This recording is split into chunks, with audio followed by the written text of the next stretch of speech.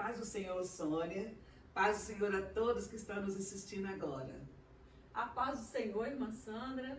A paz do Senhor a todas as famílias que estão juntos conosco para mais uma videoaula da Escola Bíblica Dominical. Estamos na lição 4 e nessa lição vamos falar sobre a iluminação espiritual do crente. Essa revista desse trimestre, ela vem trazendo uma série sobre a carta do apóstolo Paulo aos Efésios e intitulado A Igreja Eleita. E hoje, em particular, vamos falar sobre a iluminação espiritual do crente. O que precisamos saber primeiro, antes de mergulhar nessas riquezas descritas pelo apóstolo Paulo? E aí, irmã Sandra, o que é iluminar? O que a senhora traduz para nós com essa iluminação espiritual do crente? Muito bem, Sônia. A iluminação espiritual do crente é a revelação de Deus, conhecimento a respeito de todos os propósitos para o crente fiel. O nosso textual, ele diz: para que o Deus de nosso Senhor Jesus Cristo, o Pai da glória, vos dê em seu conhecimento o espírito de sabedoria e revelação. Essa é a verdadeira iluminação espiritual do crente. O crente fiel, o crente que recebeu a Cristo como Salvador, Sônia, ele tem esta revelação vinda de Deus para ele. Isso, e também, irmã Sandra, quando ele fala também sobre iluminar, quando nós falamos de iluminar o ambiente, nós estamos falando o quê? Que as trevas vão desaparecer, né? Então, quando a luz chega, a treva desaparece. Então, o cristão, quando ele é iluminado, quando ele recebe a presença do Espírito Santo, ele passa a ter visão espiritual. Porque o crente sem essa visão espiritual, ele não consegue, por exemplo, ter entendimento sobre a Bíblia. Entendimento, ele vai ler, mas ele não vai compreender. Porque o que vai trazer entendimento para o cristão é o quê? É a iluminação, é o Espírito Santo. O Espírito Santo é a luz que habita no cristão. Sônia, você falou aí um ponto muito importante. O que acontece? Tem pessoas que, eu não entendo nada do que está na Bíblia, eu não consigo entender, eu leio e não entendo. Gente, quem dá esse entendimento é o Espírito Santo de Deus. Por isso, Sônia, que nós temos que orar antes de ler a palavra. Faz uma oração a Deus, pede a Deus este conhecimento que Ele vai te dar. Você vai abrir as Sagradas Escrituras e vai entender o que Deus tem para você. Verdade. E o interessante dessa lição também é que dos versículos 15 ao versículo 23 é uma oração, né, irmã Sandra, do apóstolo Paulo? Uma oração do apóstolo Paulo. Esta oração do apóstolo Paulo, ele estava pedindo que o Espírito Santo iluminasse os cristãos espiritualmente. E que essa iluminação trouxesse esclarecimento espiritual. Realmente. Interessante, né? Interessante. Essa primeira parte aqui da esperança da vocação e as riquezas da glória, que é o primeiro tópico aqui, o apóstolo Paulo e o autor aqui da lição, ele coloca aqui muito bem que a nossa lição ela está baseada, né, em Efésios 1, de 15 a 23. Então ele vem aqui separando de uma maneira extraordinária para nos dar uma compreensão melhor acerca do texto. Então o apóstolo Paulo, ele se alegra em dar graças a Deus pela vida dos eleitos. Nessa oração que o apóstolo Paulo faz, ele faz essa oração refletindo o desejo máximo de Deus para todo crente fiel. Nós podemos ver só nessa primeira parte que na oração de Paulo também pelos eleitos, ele começa agradecendo a Deus, é uma ação de graças, ele agradece a Deus, nos ensinando também a agradecer e ele mostra aqui os propósitos de Deus, as bênçãos de Deus para os eleitos, todos aqueles que foram eleitos por Deus, predestinados, nós aprendemos na lição passada. Ele fala também sobre a filiação, tá no nosso texto aí, no versículo 5, e os dons espirituais, o Espírito Santo na vida do cristão. Nós não podemos esquecer, Sônia, desse benefício de Deus para nós. Porque nós aceitamos a Cristo como Salvador e Deus não deixa simplesmente lá abandonado. Nós aceitamos a Cristo e Ele imediatamente, Ele outorga a nós o Espírito Santo para nos ajudar nessa caminhada. Maravilha. É aí que vem a iluminação de Deus, a iluminação do crente fiel. Interessante e maravilhoso saber que o crente, a fidelidade do cristão vai depender do Espírito Santo. Do Espírito Santo. Por isso que a Bíblia vem nos dizendo que não entristeçais o Espírito Santo, do qual está selado para o dia da redenção. Sem o Espírito Santo na nossa vida, não somos nada. Não somos O nada, que nós somos sem o Espírito Santo? E aqui também vai nos dizer sobre a esperança da vocação. Essa esperança da vocação, irmã Sandra, o que seria essa esperança da vocação? Olha, Sônia, o que acontece com o crente quando ele tem Deus na vida, quando ele tem uma visão do reino, quando ele conhece realmente, ele tem o Espírito Santo de Deus, ele tem necessidade de estar cooperando, colaborando. Ele quer engrandecer o reino, ele quer frutificar na obra de Deus. Mas o apóstolo Paulo, né, ele fala muito bem no versículo 18, ele menciona aí muito bem no 18, e nós vimos aí, em sua petição a Deus, Paulo intercede para que o Espírito Santo ilumine os crentes a fim de saberem qual seja a esperança da sua vocação. Somente a mente iluminada pelo Espírito Santo, aqueles que são iluminados pelo Espírito Santo, são capazes de saber qual é a esperança da vocação. Maravilha. O que, Sônia? Olha só. Nós podemos dizer que essa esperança divide em 3 aspectos. E quais são esses 3 aspectos? Muito bem, quais são os 3 aspectos? Deus chamou pessoas do passado. E do presente, não? No presente. Então nós olhamos para trás, tem um salmo que nós não podemos jamais esquecer, que é o Salmo 103.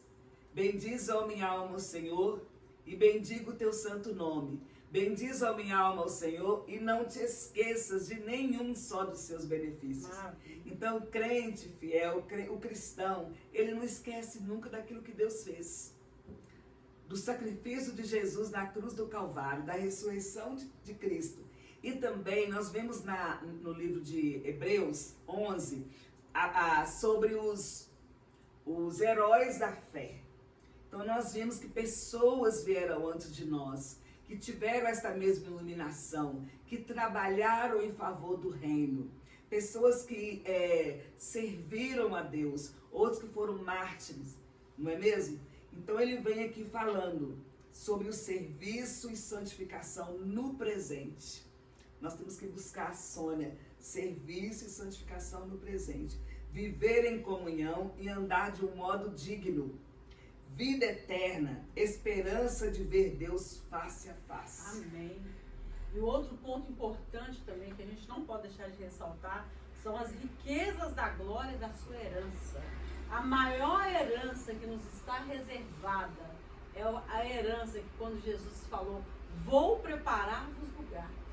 Né? Esse lugar que ele está preparado, esperando salvos em Cristo, que foram eleitos e redimidos para o dia da redenção. Glória a Deus. Maravilha. E essa riqueza, né, da glória, da sua herança, ela acompanha o plano da salvação. Sim. Que é o perdão dos pecados, a adoção de filhos, a adoção como filhos e vida eterna. Convicção, Sônia, de morar no céu. Sim, nós estamos convicção, nós estamos passando aí essa crise mundial, onde as pessoas, muitos têm perdido a esperança. Realmente é uma crise muito grande para todo o sistema, não é? E nós neste momento, o cristão, o crente fiel, aquele que conhece a Deus, aquele que tem o Espírito Santo, ele tem esperança de vida eterna. E vida eterna não é a só vida eterna, é uma vida eterna com qualidade. Essa vida eterna com qualidade só Deus dá. É verdade. Enquanto nós estivermos nessa terra, nós somos propícios a passarmos por todas as situações de conflitos, essas situações que nós estamos passando agora, mas o que nos sustenta é essa esperança. A esperança da vida eterna, a esperança que nós temos Jesus como o nosso Salvador, como o nosso Libertador. Ele veio e nos dotou dessa esperança. Então, o cristão verdadeiro, o cristão autêntico, ele não pode perder essa esperança. E mesmo, Sônia, às vezes, tem dia que a gente amanhece realmente triste, diante de tantas informações, mas nós temos o Espírito Santo. Verdade. Que nos ilumina, que nos conforta, que nos consola. Nós lemos a palavra de Deus, nós ouvimos mensagens de Deus, e isso nos dá força e esperança de vida eterna. Amém. Não é? Agora, passando para o ponto 2, irmã Sandra, vai Sim. falar sobre a excelente grandeza e força do poder divino. Né? O poder divino é imensurável e nada pode detê-lo. Em sua carta, Paulo se esmera no esforço de traduzir a grandiosidade e eficácia desse poder que opera em favor dos crentes. Maravilha, né? E sobre essa excelente grandeza do seu poder, o que nós podemos falar sobre essa excelência, dessa grandeza do poder de Deus? Muito bem. Paulo, ele ora para que os salvos que reconheça que tudo pertence a Deus. Amém. Não é mesmo? E quando a gente fala assim, sobre excelente, imagine. Quer dizer, está A grandeza, acima da excelência. É a grandeza e a força do poder divino. Amém. E quando aqui Deus está acima de todas as coisas, Ele está no controle de todas as coisas. É o Deus sobre-excelente, Ele tem o domínio nas suas mãos.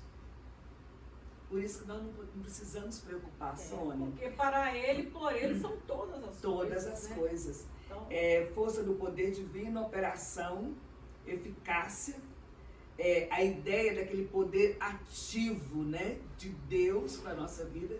Porque quando Jesus, Sônia, Ele foi assunto aos céus, Ele falou que Ele ia. verdade. Mas que Ele mandaria o quê? Um Consolador. Um Consolador. Quem é esse Consolador? O Espírito Santo. Aquele que nos ilumina. Amém. Em toda a nossa maneira de vestir, a nossa maneira de falar. No ambiente em que nós estamos, nós crescemos para a glória de Deus. Isso, nosso procedimento, né? O mundo, eu já até falei isso numa lição anterior, que o mundo interior, ele pode até não ver esse Espírito Santo de Deus que opera em nós, mas o nosso mundo espiritual, ele vai nos reconhecer. Onde nós estivermos, essa luz vai resplandecer. Então, o mundo exterior, ele vai refletir o que está no nosso interior, que é a luz do Espírito Santo. Graças a Deus, né? E sobre a força do poder divino, na sentença, segundo a operação da força do seu poder, olha, o apóstolo Paulo aqui, ele fez 3 vocábulos gregos, considerando as palavras em grego, nós não vamos citá-las aqui porque não são relevantes para o nosso estudo aqui, né, irmã Sandra? Mas vamos falar sobre elas um pouquinho. Ele usou a palavra sobreexcelente, kratos, que significa força, intensidade, energeia, que é operação, eficácia, o poder em atividade, e istos, poder inerente de Deus. Então, essas palavras aí sobre que tudo vai sobreexaltar o poder de Deus são importantíssimos. Nós temos na nossa vida, guardando esse entendimento, para que nós possamos não desanimar diante das dificuldades e das tribulações que aparecem no dia a dia. É verdade. E a leitura em classe, a leitura bíblica em classe, Sônia, fechando esse ponto, ela, no versículo 20 e 21, fala que manifestou em Cristo, ressuscitando dos mortos e pondo a sua direita nos céus, acima de todo principado, poder e potestade, e domínio, e de todo nome que se nomeia, não só neste século, mas também no vindouro. Amém. Não é? Olha só, palavras que nos dão incentivo, que nos dá força, que gera em nós esta esperança. Esperança e temor, né? E temor. Porque o crente que tem temor, ele está sempre ligado ali em comunhão com Deus e sabendo que essas coisas vão acontecer. Né? O século vindouro, quer dizer, breves tudo irá acontecer. Graças a Deus. É muito breve. Nós vamos deixar essas tristezas, essas doenças, essas amarguras. E porque Deus é onipotente. Ele não pode ser plenamente compreendido pelo ser humano. Mas ele deixou isso tudo aí para poder, de maneira sobrenatural, nos revelar um dia. É a grandeza, a grandiosidade dele. E a sua ascensão à direita de Deus nos céus, que foi a ascensão de Cristo, né? E sua elevação acima de todo o domínio. Amém. Eu quero deixar uma palavra, também fechando esse tópico. Às vezes a gente fica tão preocupado, meu Deus, mas ninguém tem solução. A gente olha para a ciência, não tem solução. A gente olha pelos políticos, não tem solução. Deus, ele tem todo o domínio nas suas mãos. E nós não temos o que fazer, a não ser respeitar, obedecer os nossos líderes políticos, esperar em Deus. Nós, como cristãos, esperamos em Deus e sabemos, temos a certeza que Ele tem tudo nas suas mãos. É todo o domínio. E as pessoas entender, né, irmã Sandra? Que no momento certo, ele vai entrar com providência. Ele vai entrar com a providência. Né? O domínio é dele, o poder é dele, e está na mão dele. Então, no momento certo, ele vai entrar com a providência. Ele vai providenciar a cura. Deus sabe todas as coisas. A cura da terra. Não é? Irmã Sandra, vamos para o ponto 3? Ponto 3. Cristo, nosso exemplo de exaltação. Meu Deus. O subtítulo já é assim grandioso, né? Cristo, nosso exemplo de exaltação. Nesse ponto veremos 3 aspectos da exaltação de Cristo, que atestam a grandiosidade do poder de Deus, disponível também aos crentes. Cristo, as primícias dos que dormem. E aí, irmã Sandra? Como a senhora explicaria esse ponto? Cristo, as primícias dos que dormem. Oh, mas que passagem maravilhosa, Sônia. A Bíblia, ela afirma, e nós acreditamos, em 1 Coríntios 15, 56 e 57, que diz, ó morte, onde está a tua vitória? E o apóstolo Paulo, ele fala também que nós não precederemos aqueles que já morreram, mas ressuscitaremos. E nós acreditamos, Jesus, como ele foi a primícia dos que dormem, Jesus, ele ressuscitou. E um dia nós ressuscitaremos para a vida eterna. Ressuscitarão aqueles que já dormem em Cristo. Não é mesmo? E se nós dormimos em Cristo, também ressuscitaremos com Ele. Para a vida eterna. Amém. Isso, ele foi, né, sepultado. E a senhora, como melhor do que ninguém pode falar sobre isso, a senhora foi em Israel, encontrou lá o túmulo de Cristo, né? O túmulo de Cristo. O que está escrito lá mesmo, irmã? Ele não está mais aqui, mas ressuscitou. Essa é a nossa esperança, né? De que um dia também nós ressuscitaremos assim como ele. E isso quer dizer a premissa dos que dormem. Então ele como as premissas. Isso tudo é esperança. Irmãos, é esperança para o crente. Verdade. Por isso que o crente não desespera, né? Diante da morte não precisa desesperar. Nós sabemos que a nossa vida aqui é uma passagem para o louvor e para a glória do nome do Senhor, né? E Cristo, ao ressuscitar, ele foi elevado à direita de Deus. À direita de Deus. Nós vemos claramente em Atos dos Apóstolos, né? Ele sendo assunto aos céus. E ele fazendo a promessa que ele ia voltar E os galileus, aqueles que estavam olhando para ele, que nos faz preocupar, que eles iam ver ele voltando, assim como para o céu os vistes ir. Então, olha só, aí fala também de quê? Aqueles galileus que estavam ali estão vivos? Não, já morreram, mas vão ressuscitar no dia do Senhor Jesus. Amém. Maravilha. Maravilha. Né? Então nós vamos encontrar muita gente lá, né? Vai Aqueles ser um grande galileus. dia. Vai ser um grande dia, um grande encontro para todos, né? Que bênção. Cristo exaltado sobremaneira. Nesse ponto, Paulo ensina que o poder de Deus exaltou a Cristo acima de todo principado, Amém. poder, Amém. potestade, domínio e de todo nome que se nomeia. Amém. Significa que ele foi exaltado acima de toda a eminência. Glória É a isso Deus. mesmo, Glória a Deus. Né? Toda a honra e toda a glória Pertence sempre ao a nome Ele. do Senhor. Maravilha, Não né? é? Vamos concluir, Marcela? Vamos concluir. Que bênção, né, essa lição? Uma maravilha. E para a gente concluir, Sônia, você que você está com a sua revista aberta e também a sua Bíblia aberta, né? Nós vimos aqui o resultado desses triunfos, que traz duplo benefício para a igreja. Primeiro, que Deus fez Cristo cabeça da igreja. E segundo, que Deus designou a igreja para ser a expressão plena de Cristo. Isso significa que nenhum poder pode prevalecer contra a igreja. Amém. Maravilha. Nós estamos sem templos, mas nós somos igreja.